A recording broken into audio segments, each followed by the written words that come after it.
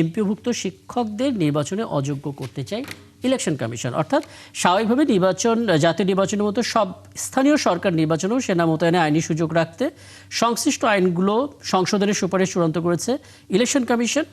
একই সঙ্গে দ্বৈত নাগরিক এবং এমপিওভুক্ত শিক্ষা প্রতিষ্ঠানের শিক্ষকরা স্থানীয় সরকার নির্বাচনে প্রার্থী হতে পারবেন না, এমন বিধান যুক্ত করে প্রস্তাবও চূড়ান্ত করা হয়েছে। সিদ্ধান্ত ভালো হলো না খারাপ হলো? না, প্রথমত এটা তো এখনো সিদ্ধান্ত নয়, এটা প্রস্তাব, এটা একটা প্রস্তাব। তবে এই প্রস্তাবের ভালো মন্দ অনেক কিছুই এখনো বিচার বিশ্লেষণের সুযোগ আছে। আমরা আশা করি যে সরকার সেগুলো বিচার বিশ্লেষণ করবে। এমপিওভুক্ত শিক্ষকদের ক্ষেত্রে যে সমস্যাটা আমরা দেখতে পারি, এমপিওভুক্ত শিক্ষকদের কিন্তু রাজনীতি করার সুযোগ দেওয়া হয়েছে। আমাদের স্বাভাবিক নিয়মে আমাদের যারা সরকারি কর্মকর্তা বা কর্মচারী আছেন তারা কিন্তু রাজনীতি করতে পারেন না, এবং অবসরের পর একটা নির্দিষ্ট মেয়াদ পর্যন্ত তারা কোনো নির্বাচনে অংশ নিতে পারেন না। কিন্তু এমপিওভুক্ত শিক্ষকদের ক্ষেত্রে কিন্তু সেইটা আমি যতদূর জানি যে সেই বাধাটা নেই। ওনারা অ্যাসেম্বল করতে পারেন, সংগঠনের সাথে যুক্ত হতে পারেন, বা রাজনৈতিক দলের পদবিও গ্রহণ করতে পারেন। তো কেউ যদি বিষয়টা এরকম হয় তাহলে আপনি একদিক থেকে রাজনীতি করার সুযোগ দিবেন, আবার আরেক দিকে তাদেরকে নির্বাচন করতে দিবেন না। এটা আসলে এক ধরনের সাংঘর্ষিক নীতি হয়। তাহলে এই বিষয়ে একটা পরিষ্কার অবস্থানে সরকারকে আসতে হবে। তবে এখানে ইসির যে কনসার্নের জায়গাটা সেটাও আবার বিবেচনায় নেওয়া উচিত আমি মনে করি। কারণ সেই কনসার্নের জায়গাটা হচ্ছে যে আপনার এমপিওভুক্ত শিক্ষকরাই কিন্তু আসলে বিভিন্ন নির্বাচনে প্রিজাইডিং অফিসার বা পোলিং অফিসার এ ধরনের দায়িত্বগুলো পালন করে থাকেন। তো এবং সেটা স্থানীয় নির্বাচন এবং জাতীয় নির্বাচন সব জায়গাতেই। তো যেনারা আসলে নির্বাচনী দায়িত্ব পালন করেন তেনারাই যদি নিজে নির্বাচনে অংশগ্রহণ করেন বা তার সহকর্মীরা নির্বাচনে অংশগ্রহণ করে, সেখানে পক্ষপাত দুষ্টতার একটা সুযোগ তৈরি হয়। তো এই বিষয়গুলো এই পুরো বিষয়টাই সমাধানটা কি হতে পারতো তাহলে? এটার আসলে এমপিওভুক্ত শিক্ষকদেরকে আসলে সরকারি কর্মচারী হিসেবে গণ্য করা হবে কিনা, প্রথমত আগে এই বিষয়টা মীমাংসা হওয়া দরকার। এইটা মীমাংসা হলে তাহলে অন্যান্য সরকারি কর্মচারী যারা আছে তাদের ক্ষেত্রে যে নিয়ম প্রযোজ্য এমপিওভুক্ত শিক্ষকদের ক্ষেত্রে সরকারি কর্মচারী আমরা যদি বলি তাহলে ফ্যাসিলিটি তো ওইদিকে দিতে হবে, তাই না? ফ্যাসিলিটিস তো সরকার তাদেরকে কিছু দেয়, এমন তো না যে একেবারে কোনো ফ্যাসিলিটিস দেয় না। সরকার তো আপনার প্রভিডেন্ট ফান্ড, গ্র্যাচুইটি, পেনশন, সেটা অন্য আলোচনা, কারণ সেটার জন্য রাষ্ট্রের একটা বাজেটের প্রয়োজন আসবে। এখন আবার এই দাবিটা আসতে পারে যে তাদেরকে যদি সরকারি কর্মচারী হিসেবে গণ্য করা হয় তাহলে তাদেরকে কেন সরকারি অন্য কর্মচারীদের মতো সব সুযোগ সুবিধা দেওয়া হবে না। সো এগুলো সরকারের আর্থিক সক্ষমতা সরকার বিবেচনা করে দেখবে। পাশাপাশি তাদের ক্ষেত্রে এই ক্ষেত্রে যে প্রয়োজনীয় আইনগুলো আছে, এটা আমার মনে হয় যে একাধিক আইন এক্ষেত্রে সংশোধন করার প্রয়োজন হতে পারে। কারণ এইটা আদারওয়াইজ এটা নিয়ে কিন্তু বিতর্কটা থেকে যাবে। এটা আর একটা জিনিস যেটা দ্বৈত নাগরিকদের ক্ষেত্রেও যেই কথাটা বলা হয়েছে, এটাও কিন্তু আপনার খুবই একটা ঝুঁকিপূর্ণ প্রস্তাবনা। আমার ব্যক্তিগত মতামত যদি আপনি বলেন, ঝুঁকিপূর্ণ এই অর্থে যে আপনি দ্বৈত নাগরিকরা পার্লামেন্টে নির্বাচনে অংশ নিতে পারবেন না, কারণ পার্লামেন্ট রাষ্ট্রের নীতি নির্ধারণী একটা জায়গা। সেখানে আপনার রাষ্ট্রের আইন প্রণয়ন করা হয়, রাষ্ট্রের অনেক নীতি নিয়ে আলোচনা হয়। কিন্তু আপনার স্থানীয় সরকার নির্বাচন তো একটা সেবামূলক প্রতিষ্ঠানে সেবা দেওয়ার জন্য ওনারা আসবেন। এখন একজন যদি দ্বৈত নাগরিকত্ব যারা আছেন তিনি যদি স্থানীয় সরকার নির্বাচনে অংশগ্রহণ করতে না পারেন, তাহলে বাংলাদেশে অনেক প্রবাসী বাংলাদেশি আছেন যারা বিদেশে আছেন, যারা দ্বৈত নাগরিকত্ব গ্রহণ করেছেন, তারা কিন্তু তাদের যদি আগ্রহ থাকে তারা কিন্তু আসলে এই সেবা দেওয়ার সুযোগটা তারা পাবেন না। তার মানে যেই লেন্স দিয়ে আমরা জাতীয় নির্বাচনকে দেখছি, সেই লেন্স দিয়ে আমরা স্থানীয় সরকার নির্বাচন দেখে আমরা যদি দ্বৈত নাগরিকত্ব যারা আছে তাদেরকে বাদ দিয়ে দিই তাহলে ডিসিশনটা ঝুঁকিপূর্ণ হয়। না, দ্বৈত নাগরিকদেরকে বাদ দেওয়া না, এটা হলো যে আপনার বঞ্চিত করার মতো এক ধরনের। কারণ বাংলাদেশের অসংখ্য মানুষ কিন্তু আমি একটু মতামত নেওয়ার চেষ্টা করি। এবং মোশাররফ হোসেন, আমন্ত্রণ আপনাকে, আপনার অভিজ্ঞতা থেকে বলবেন আসলে এখন সবার চোখ এই স্থানীয় সরকার নির্বাচনের দিকে, এবং ইলেকশন কমিশন তারা তাদের দিক থেকে সুপারিশ যা চূড়ান্ত করেছে সেগুলো শেয়ার করছিলেন সাংবাদিকদের। তার ভিতরে দুটোতে আমাদের চোখ আটকালো। তিনি বলেছেন দ্বৈত নাগরিক এবং এমপিওভুক্ত শিক্ষা প্রতিষ্ঠানের শিক্ষকরা স্থানীয় সরকার নির্বাচনে প্রার্থী হতে পারবেন না। আমরা সিনিয়র সাংবাদিক আবুল কালাম আজাদ মজুমদারের বক্তব্য শুনছিলাম, আপনার অবজারভেশনে জানতে চাই, একজন রাজনীতিবিদ হিসেবে আপনি নিজে এই সুপারিশটাকে সমর্থন করেন কিনা?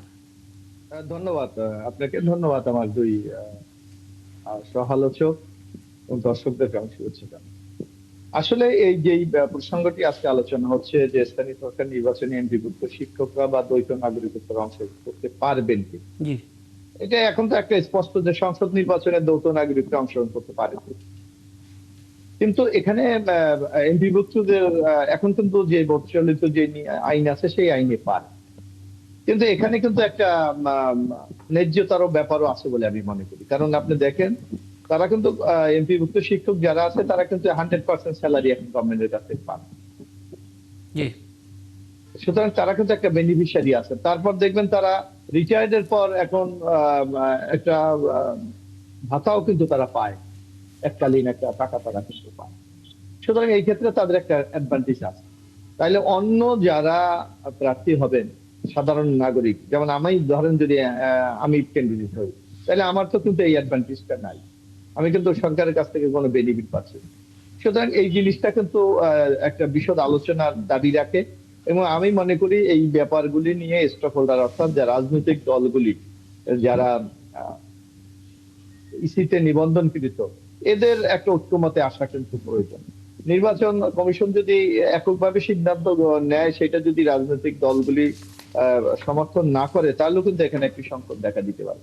আরেকটি সংকট কিন্তু এখানে অলরেডি এখন হয়ে যাবে, যদি রাজনৈতিক দলগুলির সাথে আপনি আলোচনা বা কিভাবে করবেন। কারণ স্থানীয় সরকার নির্বাচন তো নির্দলীয় হবে, এখানে তো কোনো দলীয় নির্বাচন হবে না। এই প্রশ্নগুলি রেখে কিন্তু আমাদেরকে আগামী দিনে এগিয়ে যেতে হবে এবং এই সিদ্ধান্তগুলি নিতে হবে। তা আমি মনে করি এই প্রস্তাবটা উত্থাপিত হয়েছে। রাজনৈতিক দল, যারা সুশীল সমাজ অথবা যারা এই নির্বাচনের স্টক হোল্ডার, তাদের কি মতামত আছে আমাদের সেই দিকে অপেক্ষা করা উচিত মনে করেন?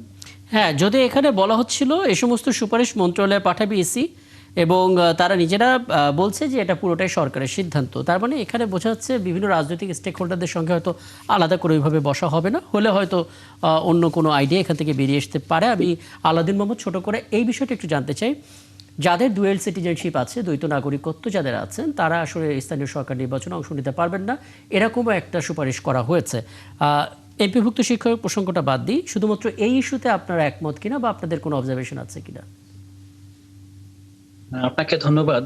দেখেন, আমি আমার রাজনৈতিক দল পক্ষ থেকে ডায়াসপোরা সেল আছে, সেই সেলের সম্পাদক হিসেবে কাজ করছি এখন। এবং আমি দেখতে পেয়েছি যে সারা বিশ্বে বিভিন্ন প্রান্তে বাংলাদেশিদের মাঝে বাংলাদেশ নিয়ে যে আবেগ, হ্যাঁ, এবং বাংলাদেশ নিয়ে যে উচ্ছ্বাস, এবং তারা বাংলাদেশের উন্নয়নে প্রতিনিয়ত অবদান রাখছেন বলতে আপনি দেখবেন যে যিনি যে গ্রামের অধিবাসী, ওই গ্রামে তার জন্ম ছিল, হয়তোবা তিনি সেখান থেকে আপনার বিদেশে চলে গিয়েছেন, থিতু হয়েছেন, সেখানকার ওই গ্রামের যে যারা আপনার পিছিয়ে পড়া মানুষ, পিছিয়ে পড়া প্রতিষ্ঠান, অবকাঠামো উন্নয়নে কিন্তু প্রবাসীদের, বিশেষ করে আপনার দ্বৈত নাগরিক হওয়ার মতো যাই আপনার নাগরিকরা আছেন বিদেশে, বিশেষ করে যারা মূলত উন্নত বিশ্বের নাগরিক, তারা কিন্তু অনেক ভূমিকা পালন করেন।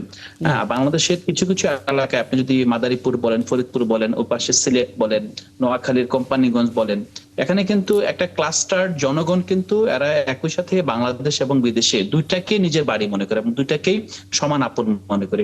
সেক্ষেত্রে আমি মনে করি স্থানীয় সরকার নির্বাচনের যেই মানে এসেন্স, বর্তমানে বাংলাদেশের রাজনীতি এমন হয়ে গিয়েছে যে আপনার যারা সংসদ সদস্য তারা স্থানীয় সরকারের মতো ভূমিকা পালন করে, আবার স্থানীয় সরকারের যারা সদস্য আছে তারাও আসলে সংসদ সদস্যদের মতোই আচার আচরণ করে। কিন্তু স্থানীয় সরকার তো মূলত সেবামূলক আপনার ব্যবস্থা, সেই সেবামূলক ব্যবস্থা যদি সত্যিকার অর্থে একটা স্বাধীন স্বতন্ত্র স্থানীয় প্রশাসন এবং স্থানীয় সরকার সমন্বয় করে কাজ করতে চায়, আমার মনে হয় মানে সামগ্রিক বিবেচনা এবং বাংলাদেশের যে ভবিষ্যৎ, যে বিশ্বের বিভিন্ন প্রান্তে ছড়িয়ে যে আছে ডায়াসপোরা কমিউনিটি, তাদেরকে যদি আমরা মূলধারে ইনভলভ করতে চাই, তাহলে আমাদেরকে অন্তত স্থানীয় সরকার নির্বাচনে দ্বৈত নাগরিকদেরকে এক্সক্লুড করা বিধান থেকে বের হয়ে আসা উচিত।